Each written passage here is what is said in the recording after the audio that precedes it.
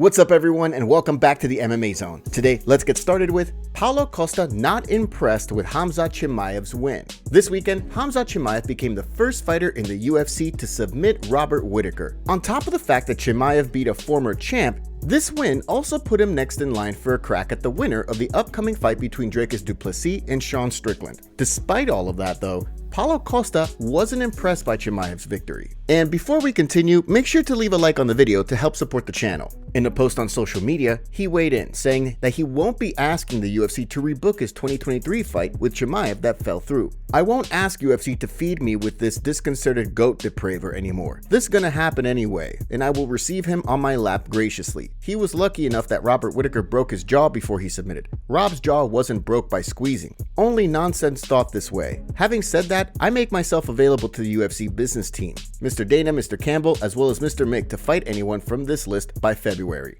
Costa's list shows the UFC's middleweight rankings, making it clear that he has his sights set on a ranked opponent between now and February. After losing to Sean Strickland over the summer, Costa is now ranked 11th on the middleweight rankings. Shara Magomedov reveals next fight date. Shara Bullet Magomedov isn't wasting any time figuring out his next fight after an insane double spinning back fist KO over the weekend, which landed him at number 14 on the middleweight rankings. In an interview with Udar TV this week, Magomedov announced that he'll be back in action on February 1st, even though he has no idea who his opponent will be. We already began preparation for February 1st. We don't know who the opponent will be, but the date is set. It's going to be February 1st in Riyadh, Saudi Arabia. It may be Israel Adesanya. There isn't much more of a wow out there. Even though Magomedov has his sights set on a fight with Izzy, and it's been calling for a fight with the last stylebender since the two were kickboxing, the odds of a fighter ranked 14th fighting a former champion who is ranked number 2 in the division are pretty slim. Assuming a fight does not happen, there are still plenty of exciting contenders ranked in the 10 to 15 range who might be down to fight, like Paulo Costa, who's down to fight anyone in the top 15,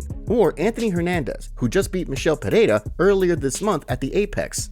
On top of that, the UFC could book him a fight with Michel Pereira, even though Pereira is ranked 15th, given that a fight between the two strikers has the potential to be an absolute barn burner. Jon Jones breaks silence on court case. Earlier this year, Jon Jones was hit with 2 charges after an incident that took place during a random drug test. Jones allegedly got into a verbal spat with a testing agent, threatening her, and even at one point, taking her phone and threatening to sue her. According to MMA Junkie, during a court appearance this week, Jones and his legal team reached a settlement agreement. So long as the champ completes 4 hours of anger management therapy and doesn't break any other laws or wind up getting arrested within the next 90 days, then the charges against him will be dismissed. In a post on social media, Jones broke his silence on the case.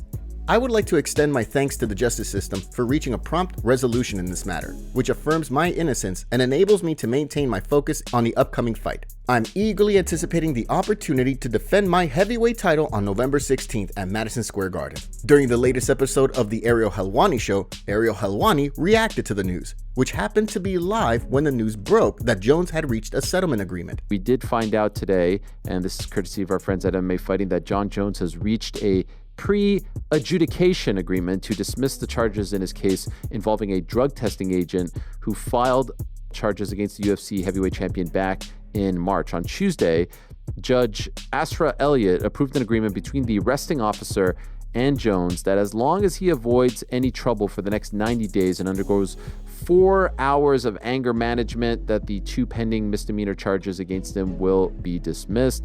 Ilia Topuria Fighter of the Year? After seeing Ilia Topuria become the first fighter to knock out Max Holloway, Daniel Cormier knows who his vote for Fighter of the Year is going to. In a video for his YouTube channel, DC talked about the Fighter of the Year award and how up until UFC 308, it looked like Alex Pereira was a shoo-in to win the award. He just beat 2 of the greatest featherweights of all time. There's only 3, and he beat 2 of them in a calendar year. Ilia Topuria is the Fighter of the Year. He is the Fighter of the Year, and in my opinion, there's no questions to be asked. That result makes it true. Paul Felder told me it would be like Alex fighting John and I in our prime and knocking us both out in the same calendar year. And if I'm being completely honest, I don't know that he could have done that. Ilia just did it.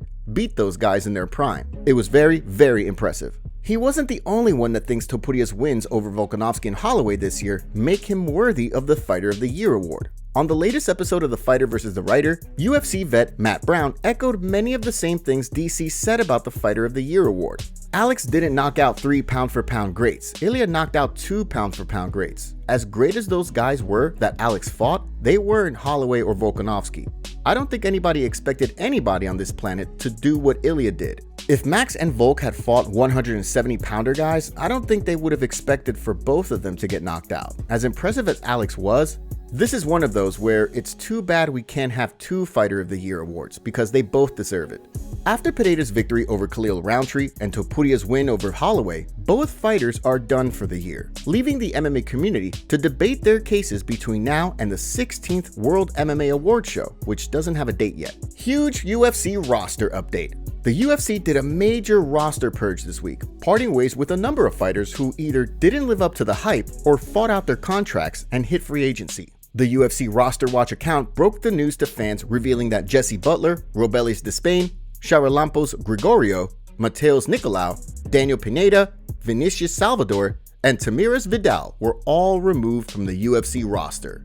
Some of the names on the list were a bit more surprising than others, like Robelis Despain, who had some serious hype behind him at one point, given that he was an Olympian in Taekwondo and had finished his first 4 fights in the first round. After picking up an 18-second win in his UFC debut, Despain wound up losing 2 straight before getting released. Another surprising cut was Mateus Nicolau, who was ranked 10th at flyweight before being cut. Even though he had lost 3 straight, 2 of those losses were against Brandon Royval and number 6 ranked Alex Perez. He wasn't the only one cut on a 3-fight losing streak. Daniel Pineda, Vinicius Salvador, and Tamiris Vidal were all on 3-fight losing streaks before the news broke. Diego Lopes upset with Dana White and UFC.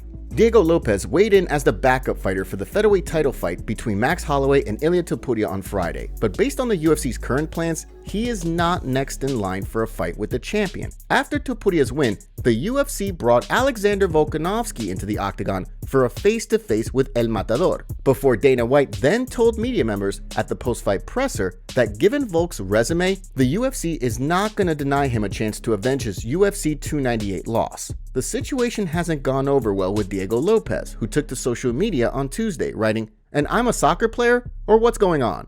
He also spoke with Ariel Helwani through a translator on the Ariel Helwani Show, where he called for an interim title fight against Volk on the UFC 312 card in February.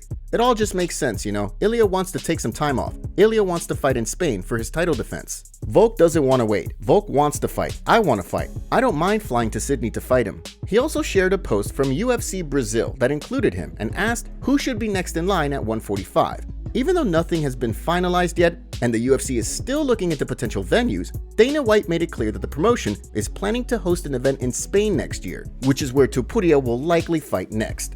Chito Vera turns down UFC fight. From the sounds of things, the UFC is hard at work trying to find Song Yadong a fight before the end of the year. With Dana White saying that Umar Nurmagomedov is going to get the next title shot, the question now is who Song Yadong will wind up fighting. On the Ariel Helwani Show on Tuesday, Chito Vera revealed that he turned down a fight against Yadong 2 weeks ago because he wouldn't have enough time to train and cut weight. They actually called me 2 weeks ago for a short notice, and I had like 4 weeks to prepare, pretty much make weight. And I was like, you know what? I do it January or February. It was Song Yadong in Vegas, and I love it. I got 5 rounds to get him tired and kick his but then I said like, okay, don't get excited again, because it's so easy to get excited when you're running 13 miles every other week. It's like, if you put on gloves right now, I can fight 5 rounds right now. Chito also talked about Sean O'Malley's claims that he beat Merab Dvalishvili at UFC 306 after watching the replay of the fight. I was there. I mean, the first time he played, I won the fight with the commission and blah blah blah. I mean, it was fun. But the second time it was like, come on dude, get a job or grow up. It's like, one time was cool. Okay, the first time me, sure, yeah, it was a fluke. But now it's like, okay, we already hear the same. It's like a comic. You gotta come with new jokes. If not, you just become a dork. But Merab won the fight clear, so good for him. With the fight against Song Yadong out of the question, Chito is now setting his sights on a fight with Henry Cejudo sometime next year, given that the two are right next to each other in the bantamweight rankings.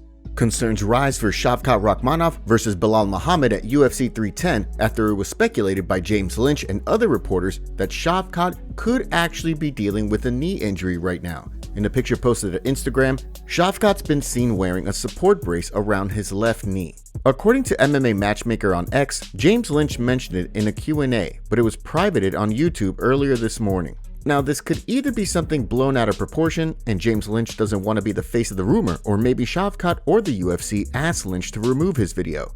Another MMA reporter also confirmed James Lynch's statement on X by saying, "I was told October 22nd fight is off. Very unsure how true that info is even still. But now I see this post. If this, they might be right." And this tweet was also deleted shortly after. Is Shavkat injured, and will UFC have to replace its main event for the last pay-per-view of the year? Dricus Du Plessis reveals that he wants to fight Khamzat Chimaev next. During a recent podcast, Dricus said that he would rather fight Khamzat instead of having a rematch with Sean Strickland for the title. But he also assured everyone that the UFC will book whatever they think is going to be the best matchup. Here's what Dricus had to say. As a fan of the sport and as the middleweight champion of the world, that's a fight that gets me more excited. Taking somebody's oath, I've beaten Strickland before, and I know I'll beat him again. So, getting that Khamzat fight, that gets me excited. I think the whole world, the fans wants to see it. The fans are ultimately paid to watch the fights. So the fight the world thinks is the best next fight, that's what I want. So, yeah, I think the Khamzat fight is 100% what I want. The UFC is going to do what they're going to do, but from a fan perspective and from a fighter's perspective, I think Khamzat should get the next shot. Top comments. Strickland has to keep his tongue behind his teeth, especially talking crap about Khamzat. He will literally gonna get slapped, and if they will fight one day, Strickland will tap as fast as Whitaker. Even though I agree, Strickland deserves that rematch against DDP, but after such performance, Khamzat also deserves it. I wouldn't mind Strickland versus Khamzat for the title shot, but then DDP will be waiting quite long. Sugar simultaneously acts like he got bullied too much and not enough growing up. Usman is always biased when it comes to black MMA fighters. O'Malley's saying he looks like a dork with the grill, when in reality he looks like a dork, period.